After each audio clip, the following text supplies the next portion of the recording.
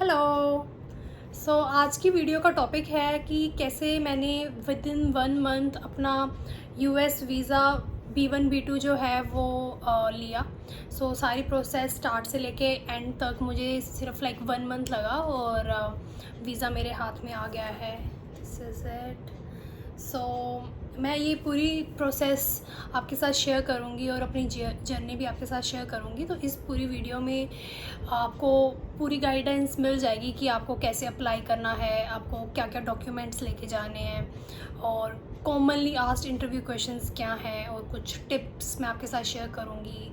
Fees क्या है, visa fees और डिलीवरी चार्जेस और ये सब तमाम बातें मैं इस वीडियो में आपके साथ शेयर करूँगी और अपनी जर्नी भी मैं आपके साथ शेयर करूँगी। Stay tuned. Let's get started. Step 1 होगा कि आपको सबसे पहले फॉर्म DS 160 फ़िल करना है। फॉर्म DS 160 आप कोशिश करें कि आप खुद ही फ़िल करें, क्योंकि अगर आप ये किसी और से फ़िल करवाएंगे तो हो सकता है कोई टाइपिंग एरर हो जाए या कुछ इन्फॉर्मेशन मिसमैच हो जाए। तो आप कोशिश करें कि आप ये खुद ही फ़िल करें, ताकि आपका जब इंटरव्यू हो और आपसे जो क्वेश्चंस पूछे जाएं वो आपके DS 160 के साथ मैच करें।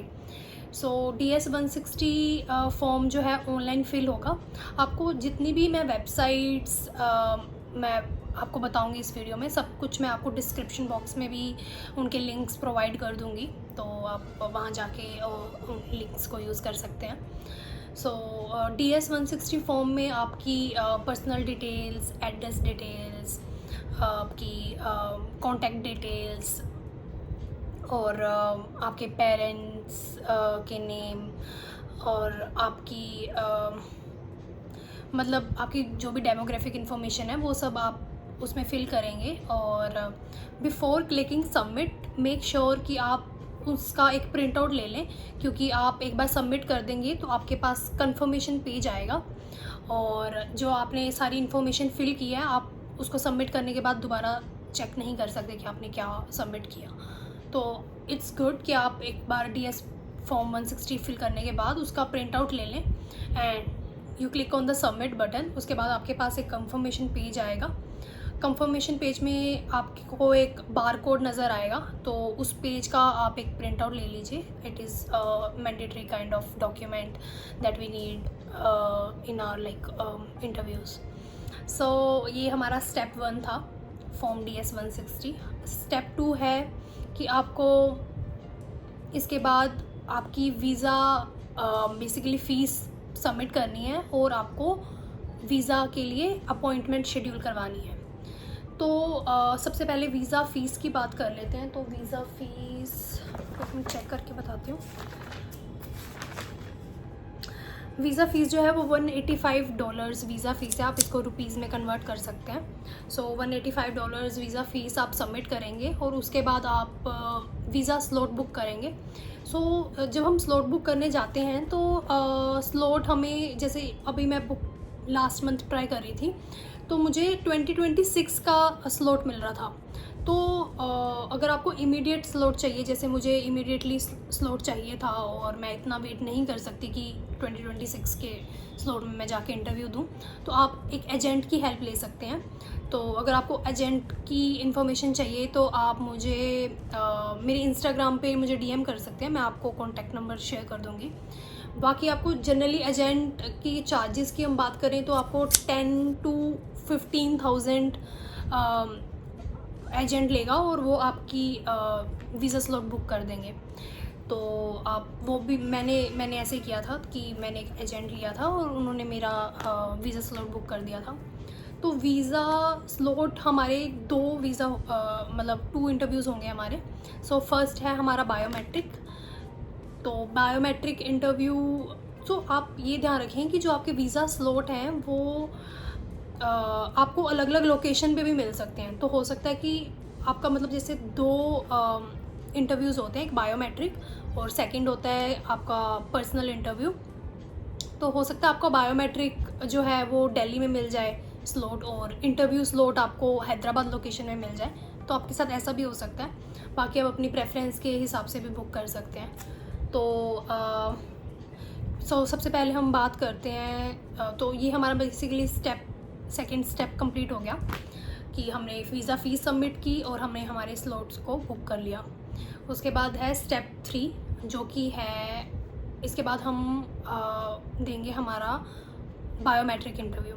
तो बायोमेट्रिक इंटरव्यू में जब हम जाएंगे तो वो हमसे मतलब 3 डॉक्यूमेंट पहले लेंगे ही लेंगे, mandatory documents. One is DS 160 confirmation page, जो सबमिट करने के बाद मिला था हमें, जिस पे बार कोड होता है। सेकंड इज़ हमारा अपॉइंटमेंट कंफर्मेशन पेज। तो अपॉइंटमेंट कंफर्मेशन पेज हमें मिलेगा जब हमारी अपॉइंटमेंट्स मतलब स्लॉट बुक हो जाएंगे। उसके बाद हम अपॉइंटमेंट कंफर्मेशन पेज वहाँ पे होता है, उसे हम प्रिंट आउट निकालेंगे। तो सेकंड हमारा appointment confirmation page. And third is आपका ओरिजिनल पासपोर्ट, फ़ोटोकॉपी नहीं, ओरिजिनल पासपोर्ट। सो ये 3 डॉक्यूमेंट्स रिक्वायर्ड डॉक्यूमेंट्स हैं। सो हम ये तीनों डॉक्यूमेंट्स के साथ हमें वैसे सपोर्टिंग डॉक्यूमेंट्स जो और भी डॉक्यूमेंट्स होते हैं वो हमें बायोमेट्रिक के टाइम पे नहीं चाहिए होते। तो बायोमेट्रिक इंटरव्यू में जो हमारा थर्ड स्टेप बायोमेट्रिक इंटरव्यू है, उसमें हमसे क्या क्या होगा मैं आपको बताती हूँ कि सबसे पहले वो आपसे मुझसे उन्होंने एक पैराग्राफ वहाँ पे लिखा हुआ था मेरे सामने, तो कैमरा ऑन था और उन्होंने मुझे कहा कि वो पैराग्राफ को रीड करो। सो मैंने उस पैराग्राफ को रीड किया। उसके बाद उन्होंने मेरी एक फ़ोटोग्राफ क्लिक की, तो हम सामने देखेंगे और वो हमारी एक फ़ोटोग्राफ क्लिक करेंगे। उसके बाद वो हमसे प्रिंट मतलब फिंगरप्रिंट लेंगे बायोमेट्रिक के लिए। तो लाइक 4 फिंगर्स लेफ़्ट, तो अपने को ये 4 फिंगर्स लेफ़्ट साइड की बायोमेट्रिक पे लगानी है, फिर 4 फिंगर्स राइट, फिर 4 fingers right, and then they will say कि आपको दोनों थंब ऐसे इकट्ठे थंब ऐसे लगाने हैं। तो ऐसे हमारा बायोमेट्रिक कंप्लीट हो जाएगा। और उसके बाद हमारा सेकंड इंटरव्यू, जो कि किसी और लोकेशन पे भी हो सकता है, आपको सेम लोकेशन पे भी मिल सकता है, तो वो होगा। और उसमें हमारा मतलब एक्चुअल पर्सनल इंटरव्यू होगा। तो उसमें काफ़ी इम्पोर्टेंट क्वेश्चंस हैं जो आप ज़रूर से प्रिपेयर करके जाएं, ताकि आपको वहाँ पे बहुत ज़्यादा सोचना ना पड़े, या आपको ऐसा मतलब इंटरव्यूअर को ऐसे नहीं लगना चाहिए कि आप बहुत कंफ्यूज्ड हैं, आपको क्लियर ही नहीं है कि आप क्यों जा रहे हैं, कहाँ जा रहे हैं, है ना। सो हम डिस्कस कर लेते हैं कि सारे इम्पोर्टेंट क्वेश्चंस जो कि हमें एक्चुअली प्रिपेयर कर लेने चाहिए हमारे इंटरव्यू से पहले। सबसे पहले क्वेश्चन है कि like what is the purpose of your visit. So आपको पर्पस बहुत ही क्लियर होना चाहिए। आप चाहे टूरिज़म बेसिस पे जा रहे हैं या आप बिज़नेस ट्रिप पे जा रहे हैं, आप क्या पर्पस है, आप किसी से मिलने जा रहे हैं, वो कहाँ रहते हैं, आप जहाँ पे जा रहे हैं उस लोकेशन में आप कहाँ पे स्टे करेंगे, आप कौन सी डेट से कौन सी डेट तक वहाँ पे स्टे करने का प्लान कर रहे हैं। So purpose should be clear. So आप अपना पर्पस ज़रूर से सारा प्रिपेयर करके जाएं कि आपने वहाँ पे क्या बोलना है। और आप मेक श्योर करें, जो मैं आपको स्टार्टिंग में कह रही थी, आप DS फॉर्म 160 खुद से फिल करें।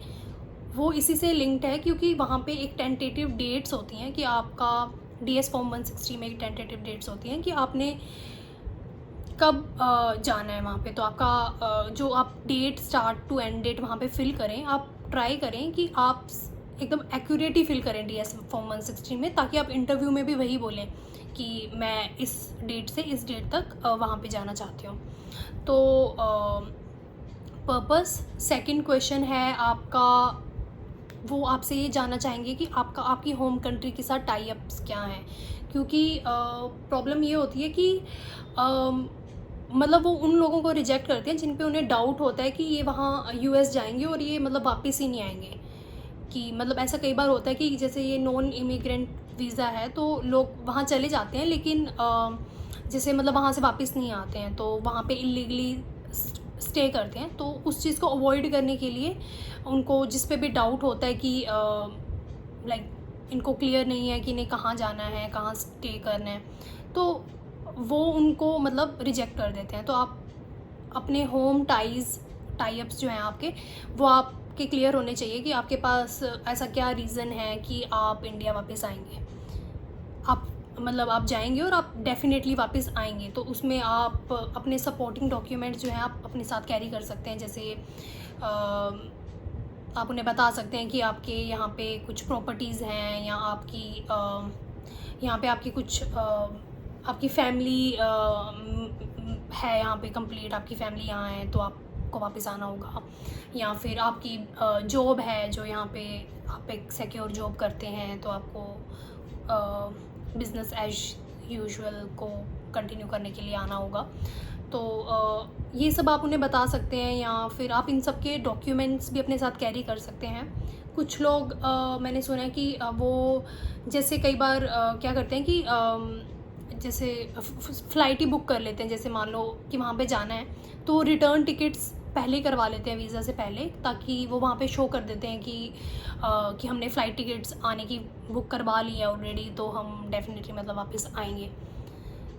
ये मैंडेटरी नहीं है, ये जस्ट सजेशंस हैं कि अगर आप इनमें से कुछ भी उन्हें बता पाएँ, या इससे रिलेटेड आप अपने डॉक्यूमेंट्स अपने साथ कैरी कर सकते हैं। तो ये सारे सपोर्टिंग डॉक्यूमेंट्स हैं, लाइक ITR, पिछले 2 साल का ITR फॉर्म आप ले जा सकते हैं, अपनी बैंक स्टेटमेंट्स 1 साल की बैंक स्टेटमेंट लेके जा सकते हैं, अपना यहाँ पे अगर आप कहीं पे जॉब करते हैं तो वहाँ के अपॉइंटमेंट लेटर्स आप अपने साथ कैरी कर सकते हैं। और इसके अलावा तो आप अपनी मतलब कुछ आपके मतलब यहाँ पे फाइनेंशियल जो भी आपने असेट्स हैं आपके, आप उनसे रिलेटेड डॉक्यूमेंट्स वहाँ पे लेके जा सकते हैं। सो पर्पस और ये डॉक्यूमेंट्स, एंड उसके बाद आपका विज़िट का जो है ड्यूरेशन वो भी बहुत इम्पोर्टेंट है। तो आपको क्लियर होना चाहिए कि आप कौन सी डेट पे वहाँ पे जाएंगे, और अब आप वहाँ जा रहे हैं तो मतलब कब जाएंगे और कब वापस आएंगे। तो अगर आपको क्लियर आइडिया है तो आप उन्हें क्लियरली ये बात बताएं, और इसी से ही रिलेटेड वो आपसे बेसिक क्वेश्चंस पूछेंगे, या वो ऐसे क्वेश्चन भी पूछ सकते हैं कि लेट सपोज़ आप किसी को विज़िट करने जा रहे हैं तो वो आपसे पूछेंगे कि मतलब लेट सपोज़ मैं कोई पेरेंट अपने चाइल्ड को विज़िट करने जा रहा है तो वो पूछ सकते हैं कि आपका चाइल्ड जो है वहाँ पे उसका वीज़ा स्टेटस क्या है, उसके पास ग्रीन कार्ड है नहीं है, या वो कहाँ पे स्टे करते हैं, वो कहाँ जॉब करते हैं जिनसे आप विज़िट करने जा रहे हैं। तो आप ये सब प्रिपरेशन आप अपनी तैयारी करके जाएं पहले से। इसके अलावा आपका ये इंटरव्यू जब क्लियर हो गया तो आपको कैसे पता चलेगा, ये आपको इंस्टेंटली पता चल जाएगा कि आपका इंटरव्यू क्लियर हुआ है या नहीं हुआ। तो अगर तो मतलब वो आपसे आपका पासपोर्ट मांगेंगे, इंटरव्यूअर आपसे आपका पासपोर्ट मांगेंगे, तो आप उन्हें सबमिट कर देंगे।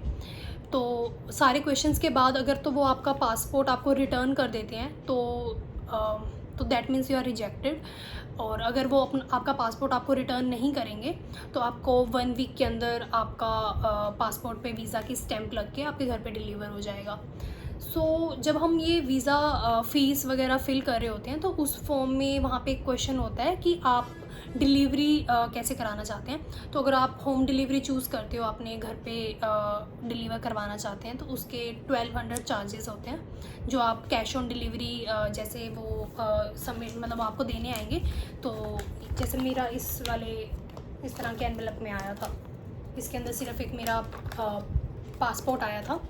तो अगर तो वो ऐसे होम डिलीवरी करते हैं तो उसके 1200 चार्जेस लेंगे, और नहीं तो आप वहाँ पे जाकर भी अपना, अगर मान लो आप दिल्ली के ही हो और आपका दिल्ली में ही इंटरव्यू हुआ, तो अगर आप वहीं से कलेक्ट कर सकते हैं ऑफिस से, then you need not to pay any delivery charges. तो फरवरी से पहले तक, लाइक फरवरी 2025 से पहले तक ये डिलीवरी चार्जेस नहीं लगते थे।